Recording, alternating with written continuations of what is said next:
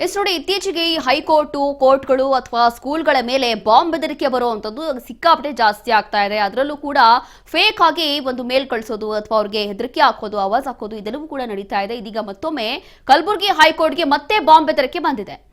ಜಿಲ್ಲಾ ನ್ಯಾಯಾಲಯಕ್ಕೆ ಇಮೇಲ್ ಮೂಲಕ ಬಾಂಬ್ ಬೆದರಿಕೆ ಬಂದಿದೆ.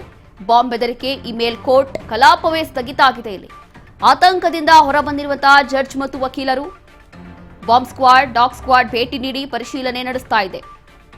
ಕಲಬುರಗಿ ಸ್ಟೇಷನ್ ಬಜಾರ್ ಪೊಲೀಸರು ಭೇಟಿಯನ್ನ ಕೊಟ್ಟಿರುವಂತದ್ದು. ಈ ಹಿಂದೆಯೂ ಕೂಡ ಇಂತಹ ಘಟನೆಗಳು ಇತ್ತೀಚೆಗೆ ನಡೆದು ಹೋಗಿದೆ. ಇದೀಗ ಮತ್ತೊಮ್ಮೆ ಕಲಬುರಗಿಯಲ್ಲಿ ನಡೆದಿರುವಂತಹ ಘಟನೆ ಇದು.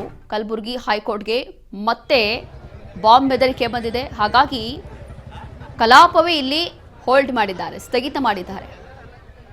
ಅಲ್ಲಿದ್ದಂತಹ ಜಡ್ಜ್ ಹಾಗೂ ವಕೀಲರು ಎಲ್ಲರೂ ಕೂಡ ಹೊರಗೋಡ್ ಬಂದಿದ್ದಾರೆ ಹೆದರ್ಕೊಂಡು.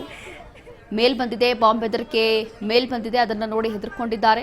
ಬಾಂಬ್ ಸ್ಕ್ವಾಡ್, ಡಾಗ್ ಸ್ಕ್ವಾಡ್ ಎಲ್ಲವೂ ಕೂಡ ಬಂದಿದೆ. ಪೊಲೀಸರಿಗೆ ಮಾಹಿತಿ ಸಿಕ್ಕಿದ ನಂತರ ಸ್ಥಳಕ್ಕೆ ಹೋಗಿ ಪರಿಶೀಲನೆ ನಡೆಸ್ತಾ ಇದ್ದಾರೆ.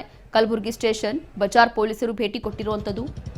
ಈ ಹಿಂದೆಯೂ ಕೂಡ ಇಂಥದ್ದೇ ಘಟನೆ ನಡೆದಿತ್ತು. ಒಂದೇ ದಿನ ಹಲವು ಜಿಲ್ಲೆಗಳಲ್ಲಿ, ಕೇವಲ ಒಂದೇ ಅಲ್ಲ, ಒಂದೇ ದಿನ ಅದೆಷ್ಟೋ ಜಿಲ್ಲೆಗಳಿಗೆ ಈ ರೀತಿಯಾಗಿ ಬಾಂಬ್ ಬೆದರಿಕೆ ಬಂದಿತ್ತು.